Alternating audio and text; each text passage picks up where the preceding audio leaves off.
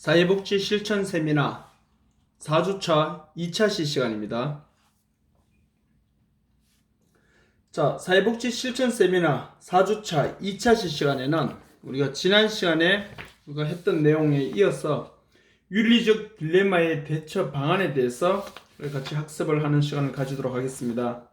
한번 정리하자면은 우리 지난 시간 마지막 끝나는 부분에서는 우리가 이 한정된 자원에 대한 배분, 폭로, 그리고 경보 조치에 대한 의무, 특권적 의사소통, 이거는 이제 상대적 비밀보장, 비밀보장과 관련된 그런 내용들이었고, 그리고 전체적으로는 우리 사회복지 실천의 윤리와 딜레마, 그리고 그에 대한 대안에 대해서 우리가 살펴보면서 거기에 대해서 클라이언트의 권리와 고지된 동의, 이런 것들에 대해서도 우리가 같이 살펴보면서 그런 맥락에서 여러 가지 개념들을 또 같이 살펴보았습니다. 그래서 제가 여러분들하고 수업하면서 우리가 대면하면서 OT 시간에도 제가 말씀드린 바와 마찬가지로 이 실천 세미나에서는 여러분들이 어찌 보면 1학년 학부 시절에 보시면 되겠죠. 1, 2학년 때 이미 학습을 하였던 그러한 사회복지 실천론과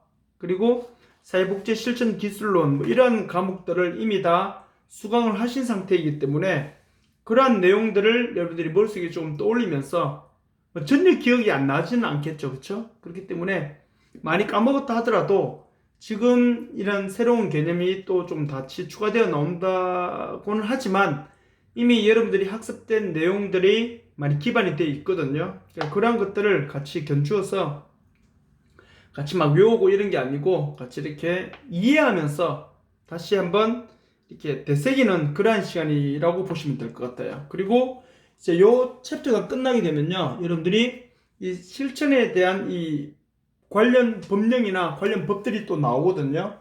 그런 것들은 아마 제가 현재 지금 시점으로는 이 실천 세미나에서 이 관련 법, 관련 이 역사 부분 그런 것들은 조금 어찌 보면은 우리가 대면 시간으로 바꿔서 할까도 좀 살짝 고민 중이에요. 그래서 일단은 여러 가지 맥락에서 같이 살펴볼 수 있는 내용들은 어렵지 않게 같이 보면서 그렇게 수업을 진행하도록 하겠습니다.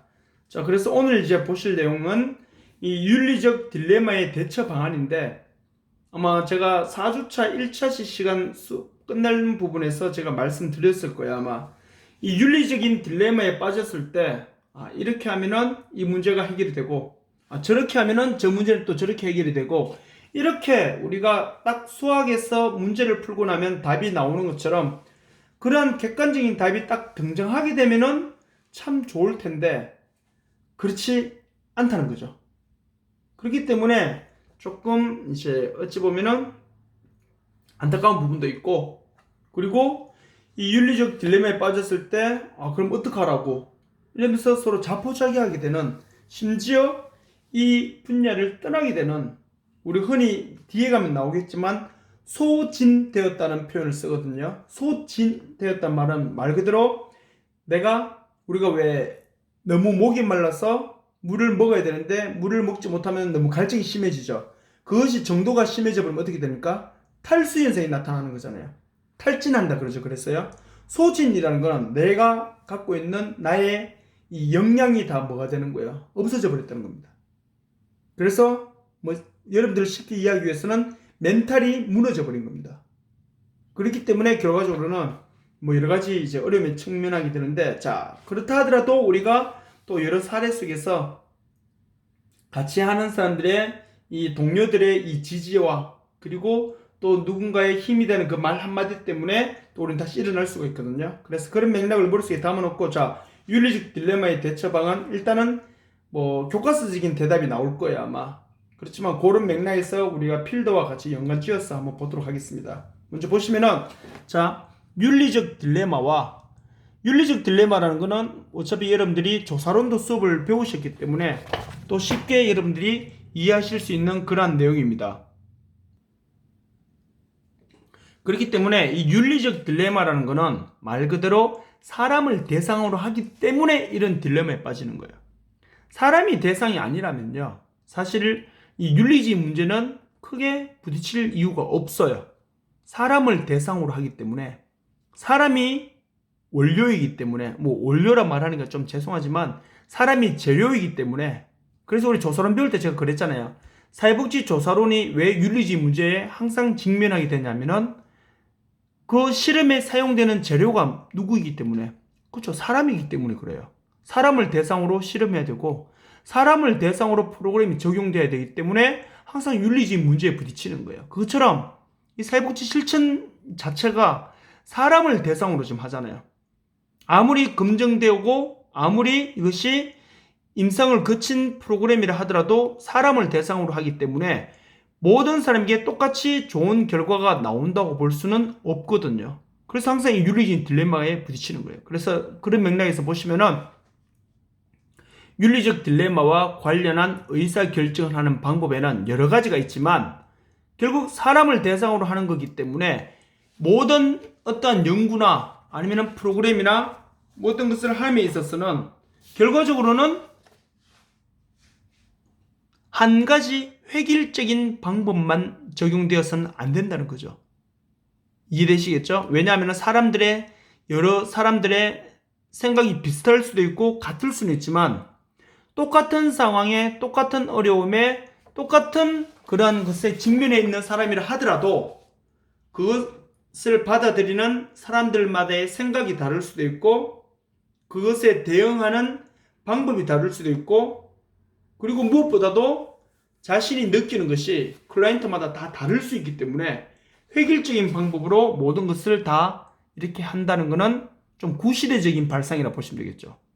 그래서 여기 나와 있는 것처럼 이 의사결정하는 방법에 여러 가지가 있다는 거, 그걸 일단은 잘 이해하시면서요. 자, 보세요.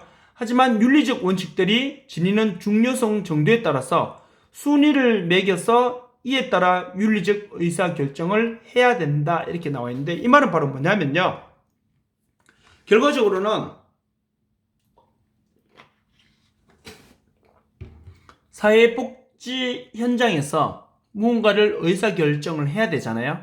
의사결정을 할 때 무엇부터 그러면 먼저 해야 되느냐, 이 말입니다. 그래서 거기서는 윤리적 원칙들이 지니는 중요성 정도, 결국 이거는 바로 뭐냐면요, 크게 봤을 때는 사람의 목숨과 그 사람의 안전과 그 사람의 생사와 관련된 것이 먼저가 돼야 되겠죠. 그렇죠? 그렇기 때문에 그런 정도에 따라서 순위를 매긴 다음에 윤리적 의사결정을 해야 된다, 이 말입니다. 그래서 즉 이 말은 뭐냐면은 원칙은, 다시 말하면 원칙 1은 원칙 2에 우선하고 원칙 2는 원칙 3에 우선하고 원칙 3은 원칙 4에 우선해서 의사결정을 만들어내야 된다, 이렇게 나오는데 보통 우리가 나와 있는 일상적인 그런 교재를 보면요, 원칙이 1원칙부터 제가 받는 책 중에 제일 많은 책은 12원칙까지 있더라고요. 그걸 너무 많이 또 이렇게 언급하는 것도 사실 좀 너무 이렇게 세분화시킨 것도 뭐 나쁘다 볼 수는 없지만 너무 같은 말을 너무 계속 이렇게 쪼개기 한다 할까요? 말장난하는 것 같이 보일 수도 있거든요. 그래서 또 어떤 교재는 보면요, 1원칙에서 3원칙까지만 해놓은 것도 있는데 이거는 또 너무 너무 크게만 이렇게 해놓으니까 좀 세부적인 건 또 이렇게 많이 미비한 그런 부분도 있어요. 그렇기 때문에 제가 여러 가지 책들 중에 좀 이렇게 좀 접목을 시켜가지고 1원칙부터 7원칙까지 여러분들 자료에 보면 나와 있을 거예요, 아마. 하지만 1원칙부터 7원칙까지가 명백하게 싹싹 구분되는 게 아니라 좀 비슷한 내용들도 같이 나와 있거든요. 그래서 여러분들은 이 프린트물 기준으로 본다면은 지금 여기 나와 있는 1원칙이 제일 먼저 뭐가 돼야 될까요? 우선 선정이 되어야 된다는 겁니다. 아시겠죠? 그래서 여러분들이 딜레마에 빠질 때가 있잖아요. 이걸 먼저 해야 될까? 저걸 먼저 해야 될까? 예를 들어서 클라이언트의 이 생사가 걸린 이 문제, 또는 이 프로그램을 지원하는 이 누군가의 또 문제, 그럴 때 제일 먼저 중요한 거는 바로 뭐다? 그렇죠, 이 1원칙에 적용되는 걸 먼저 선택해야 한다는 거죠. 근데 사람이 현장에 있으면요, 사람이 급박한 상황이 되면은 판단력이 흐려지거든요. 그리고 자신이 잘 알거나 자신에게 근접해 있는 그러한 부분에 먼저 손을 뻗게 될 수 있는 게 사람의 본능이란 말이에요. 그렇지만 그런 상황에서 좀 더 윤리적으로 그리고 좀 더 현명한 대처 방안은 바로 뭐냐면은 지금 나온 이 원칙 기준을 여러분들이 좀 숙지를 한다면은 조금 더 윤리적인 어찌 보면은 그러한 이제 부분에서 좀 더 나은 선택을 할 수 있는 그래서 다시 말씀드리면은 이 딜레마에 빠져 있다 하더라도 또는 딜레마에 빠질 위험성을 조금은 더 줄일 수 있는 그러한 상황이 될 수 있다. 이렇게 여러분들이 이해하실 수 있겠죠. 그래서 내용 보시면요. 자, 1번 원칙부터 보세요. 1번 원칙은요. 일단은 자, 제일 뭐예요? 중요성 정도가 제일 대표적인 원칙이라고 보시면 돼요. 이 원칙 1이 그러니까 원칙 1이라는 게 중요한 게 아니라 원칙 1에 나오는 이 제가 들어가 있는 이 부분 있죠. 이 부분들이 제일 중요하게 먼저 여겨져야 된다 이 말입니다. 그래서 여러분들이 선택에 대한 딜레마에 빠질 때 지금 제가 들어가 있는 이 부분이 제일 먼저 뭘까요? 선택되어져야 내려보시면 돼요. 그러면은 이 원칙을 따라가게 되면은 내가 딜레마에 빠지더라도 빨리 조금은 더 어떻게 될까요? 그쵸? 최소한 빠지기 전이라면은 딜레마에 덜 빠지게 될 거고 빠졌다 하더라도 빨리 거기서 내가 사람은 선택하지 못한 거에 대한 죄책감을 느끼게 되거든요. 근데 그 죄책감을 빨리 털어버리고 스스로 뭐예요? 멘탈을 회복할 수 있는 그런 기회가 될 수 있겠죠. 그렇기 때문에 원칙 1을 먼저 보세요. 원칙 1은 사람들은 기본적 욕구 그리고 관료를 충족시키며 살 권리가 있다는데 이게 바로 뭐냐면 관료는 기본적 욕구가 뭐예요? 결국 생명보호입니다. 이게 들어갈 내용은요. 생명보호를 충족시키며 살 권리가 있다고 그랬어요. 그래서 밑에 보시면은 윤리적 딜레마가 생사에 관한 것일 때 결국 뭐냐면 죽고 사는 문제일 때 클라이언트의 생명에 위협이 가해지거나 또는 클라이언트가 아닌 그 서비스를 제공하는 워크, 사회복지사나 심리상담사나 이런 분들의 워크의 생명에 관련된 것일 때 클라이언트의 비밀보장은 유예된다 하더라도 즉 비밀보장이 지켜지지 않는다 하더라도 생명을 구하는 행위가 최우선돼야 된다고요. 클라이언트랑 이런 약속을 했는데 이런 비밀을 보장하기로 서로 찰떡같이 약속했는데 이 비밀 보장이 지켜지지 않는다면은 이제 저 사람은 나를 신뢰하지 않을 것이고 그러면은 라포가 깨질 것이고 그러면은 실천 프로그램이 진행되지 않고 끝나버릴 텐데 그러면은 이것도 선택하기가 애매하고 이런 실천 프로그램이 적용이 되지 않냐고 중도에 프로그램이 끝나버리면 저 클라이언트는 문제가 해결되지 않고 극단적으로 갈 수 있는 상황도 될 수 있는데 이런 걱정 근심 그리고 비밀을 안 지키자니 누군가의 안전이 위험해질 수 있고 이래 되면 뭐를 선택해야 될지 막 딜레마에 빠진단 말이에요. 그렇게 될 때 결국 보세요. 클라이언트의 비밀 보장에 위배된다 하더라도 뭐가 생명 보호가 뭐가 된다? 최우선돼야 된다는 거. 이것이 바로 뭐라고요? 그렇죠. 제1원칙입니다. 그래서 사람들은 기본적 욕구를 충족시키면서 살 권리가 있다. 여기서 기본적 욕구는 바로 생명 보호를 충족시키면서 살 권리가 있다는 것이 가장 윤리적 딜레마에 빠졌을 때 우리가 생각해야 될 첫 번째 원칙입니다. 이것이 가장 우선시 돼야 된다는 거. 아시겠죠? 그래서 뭐 한 사례를 들어보면요. 예를 들었어요. 심한 당뇨, 이 질병 당뇨를 앓고 있는 당뇨는 뭐 연세 많으신 분만 앓는 게 아니잖아요. 저희 사무실에도요. 저희 연구소에서 심리상담 지금 서비스 받고 있는 학생 중에 지금 이제 대학을 진학했어요. 2년 전 고2, 고3을 저희랑 같이 심리상담 서비스를 받은 학생이 심각한 이 고혈압과 당뇨를 가지고 있는 학생이었어요. 청소년인데. 얘는 평생 관리하면서 살아야 돼요. 그렇기 때문에 그런 경우도 있었기 때문에요. 자, 보세요. 한 사례를 보면요. 실질적으로 교재에 나왔던 실질적인 사례였거든요. 심한 당뇨를 앓고 있는 한 소녀가 자신의 삶의 질을 방해한다는 이유로 인슐린 투여 및 이 식이요법을 거부할 수도 있겠죠. 왜요? 아마 이 수업을 듣는 여러분들 중에도 아시는 지인이나 아니면은 제가 여러분들 상황은 전혀 모르니까 오해는 하지 마세요. 여러분들 뭐 식구들 중에나 누구 중에도 이 당뇨를 앓고 있는 사람이 있을 수도 있잖아요. 지인 중에요. 그런데 그분들은요. 계속 인슐린 주사를 투여해야 된단 말이에요. 그 알약으로 약 먹는 게 아니라 이 주사를 자신이 계속 뭐 병원에 가서 맞을 때도 주사 맞기 싫은데 스스로 자기가 주사를 찔러야 된단 말이에요. 안 하면은 안 되잖아. 그렇죠? 그리고 항상 어디를 가더라도 이 인슐린 주사약을 항상 가지고 다녀야 돼요. 그리고요, 당뇨 환자들이 음식 식이요법을 철저히 지켜야 되겠죠. 아니면요, 병이 심각해지잖아요. 그래서 제가 아시는 분 중에 한 분도요, 저희 예전에 왜 제가 보면은 이제 수련회를, 교회에서 수련회를 갔을 때인데, 음식 이제 이렇게 해주러 오시는 권사님들이 하고 많았는데, 이 권사님이 음식을 참 맛있게 잘 하시는데, 이 권사님의 꿈에도 소원이 뭐냐면, 제보고 이런 말 하더라고요. 수박을 막 먹으면서, 여름이었거든요. 수박을 먹는데, 자기는 원 없이 자기가 수박을 그렇게 좋아하는데, 수박을 원 없이 한번 먹어봤으면 소원이 없겠다, 그 말이에요.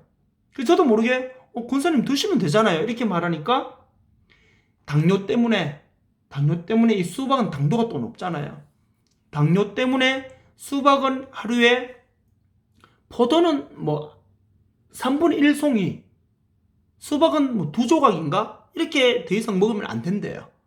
그래서 본인은 그 먹을 때 그게 참 너무 힘들다 하는데, 이처럼요, 지금 제가 금방 사례에 말씀드린 것처럼 심한 당뇨를 앓고 있는 어린 소녀라 그러면요, 자신의 삶의 이 퀄리티가 어떻게 될까요? 매일 주사를 자기가 투여해야 되고, 먹고 싶은 음식도 마음대로 못 먹고, 이래야 되니까 자신의 삶의 이 질이 너무 뭐 해야 되는 거야?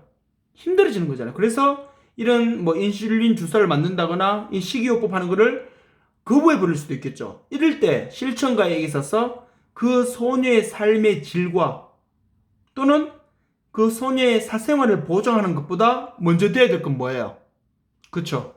생명을 구하는 게 우선시기 떼야 되기 때문에, 소녀가 예를 들어서 이 사회복지사에게, 내 삶은 지금 너무 비참하다, 매일 내가 스스로 주사도 찔러야 되고, 음식도 제대로 내가 먹고 싶은 것도 많이 못 먹고, 친구들이랑 만나도 음식을 따로 구별해서 먹어야 되고, 내 삶이 너무 싫어가지고 나는 앞으로 이렇게 하지 않겠다라고 이 선언을 했어요. 그러면요, 뭐 사회복지사가 그래, 뭐 네 삶이 너무 힘드니까 조금은 다르게 한번 살아봐라, 이렇게 할 수가 없다는 거죠.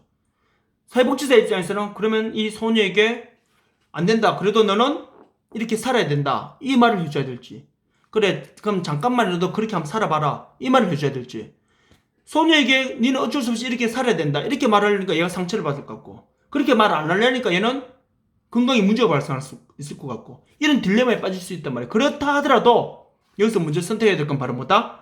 생명 구하는 게 먼저잖아요. 생명 보호가. 그렇기 때문에 이럴 때는 또 다른 설득 방법이나 또 다른 걸 선택해서 이 기존의 이 인슐린 투여와, 그리고요, 이 식이요법을 계속 진행하도록 뭐예요?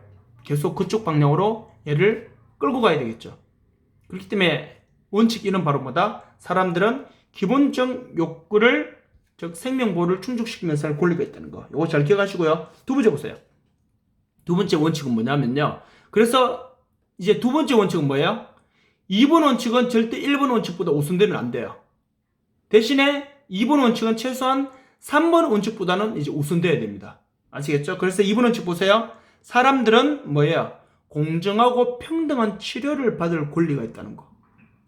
그래서 남녀, 노소, 지위, 고하, 재산, 유무, 인종, 성별에 따라서 차별을 받아서는 안 된다는 원칙입니다. 그래서 생사의 문제가 아닌, 즉 죽고 사는 문제가 아닌다 하면은 무슨 원칙에? 공정과 평등의 원칙이 적용돼야 된다는 것을 여러분들이 이해하시면 됩니다.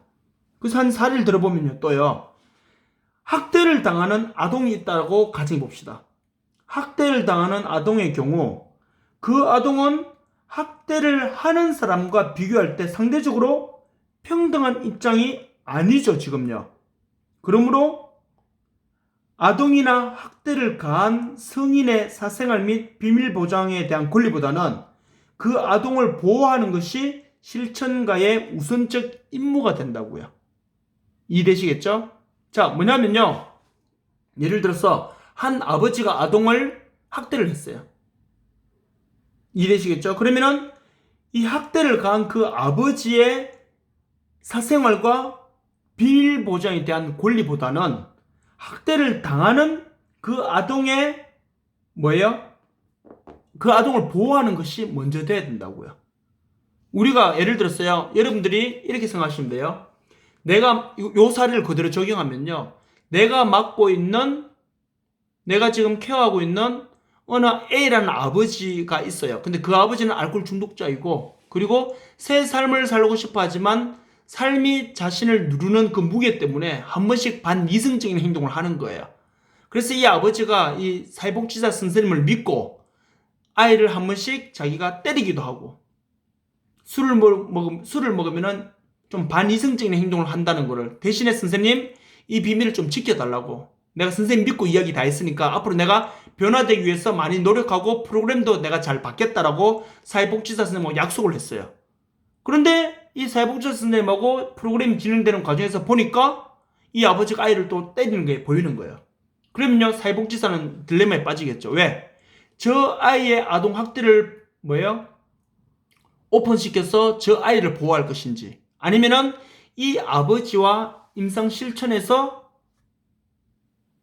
비밀 보장하면서 이 사람이 프로그램을 계속 잘 받게 해서 이 사람이 빨리 그 문제에서 벗어날 수 있도록 해줄 것인지, 이런 양 선택에 대한 딜레마에 빠질 수 있지만, 제가 초대에도 말씀드렸죠. 비밀 보장은 타인의 생명과 재산과 여기에 위협이 가해질 때는 지켜지지 않아도 된다는 거. 그렇기 때문에 지금 여기도 나온 것처럼 학대를 가한 이 아버지의 사생활과 비밀 보장에 대한 권리보다는 그 자녀를 보호하는 것이 실천가에게 있어서는 우선적 원칙이 된다고요. 그래서 죽고 사는 문제, 물론 이건 또 생명의 위협까지도 갈 수 있을 수는 있겠죠. 아무튼 원칙 2는 그래서 사람들은 모두가 다 공정하고 평등한 그런 것을 받을 권리가 있다는 거. 그 부분을 여러분들이 두 번째 원칙으로 보시면 되겠고요. 자, 3번 원칙. 3번 원칙은 당연히 2번 원칙보다는 우선할 수는 없지만 대신에 밑에 있는 4번 원칙보다는 또 우선할 수 있는 원칙입니다. 그러면 3번 원칙이 뭐냐? 보시면은 사람들은 누구나 자유로운 선택과 자유를 가질 권리가 있다는 거. 이거는 제가 구태여 다른 추가적인 설명은 하지 않아도 충분히 여러분들이 이해하실 수 있겠죠. 그래서 밑에 보시면은 그 한 사람 개인이 자신이나 타인들에게 유해를 계획하는 경우 이 원칙은 또 어떻게 무시될 수 있다는 거. 그래서 여러분들이 항상 그걸 생각하시면 돼요. 그 어떤 거라 하더라도 타인의 생명과 재산에 위협이 가해질 수 있는 것은 지켜지지 않아도 된다는 거. 그래서 1번 원칙은 말씀드렸고 2번 원칙과 3번 원칙까지 여러분들이 머릿속에 잘 정리하시고요. 4번 원칙 한번 보세요. 자, 4번 원칙은 뭐냐면은 이제 자 볼게요. 4번 원칙을 잠깐 내려서 볼까요? 자, 4번 원칙은요.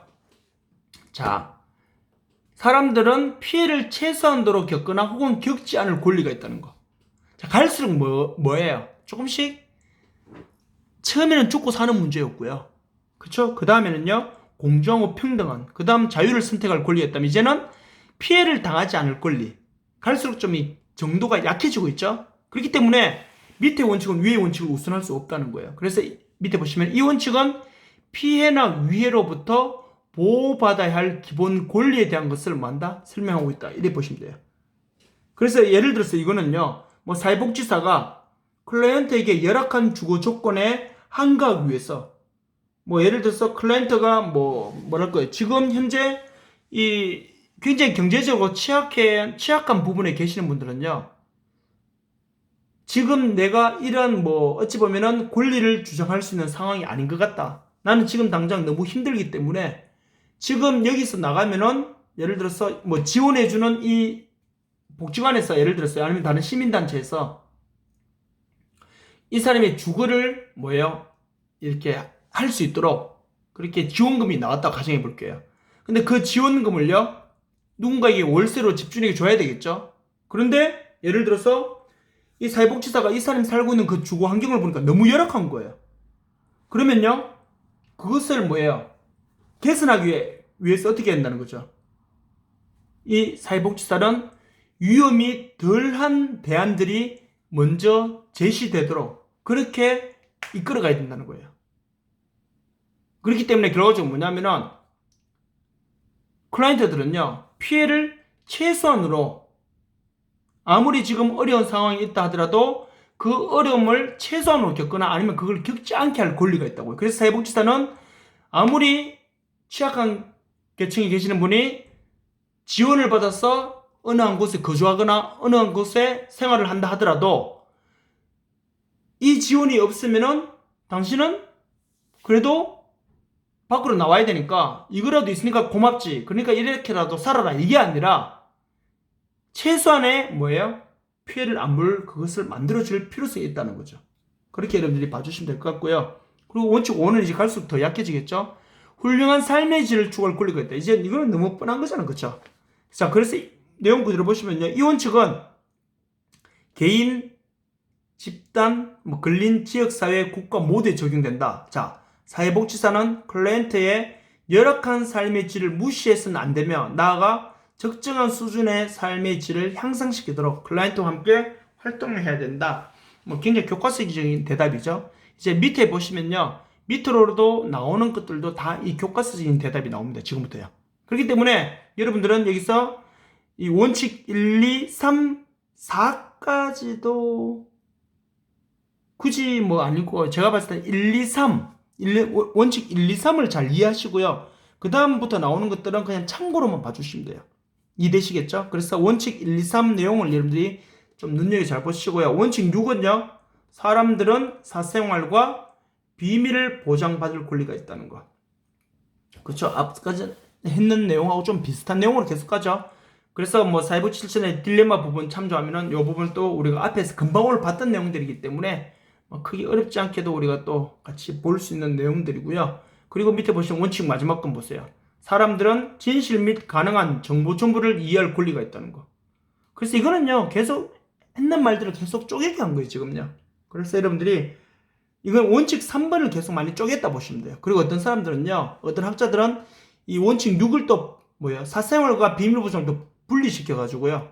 또 7, 8, 9 이렇게 한 경우도 있거든요. 그렇기 때문에 여러분들이 일단 원칙 1과 원칙 2, 원칙 3을 일단 우선적으로 잘 이해하시고 그리고 이어서 여러분들은 원칙 4, 5, 6, 7 이런 경우는 그냥 이런 식으로 주어지면서 이 딜레마에 빠졌을 때 이 상위 원칙을 먼저 우리가 선택해야 되는구나 라고 여러분들이 이해하시면서 보시면은 크게 어렵지 않게 수업을 하시는데도 문제가 없을 것 같습니다. 그렇게 일단 여러분들이 봐주시면 될 것 같죠. 자, 일단 그렇게 보시고요. 그래서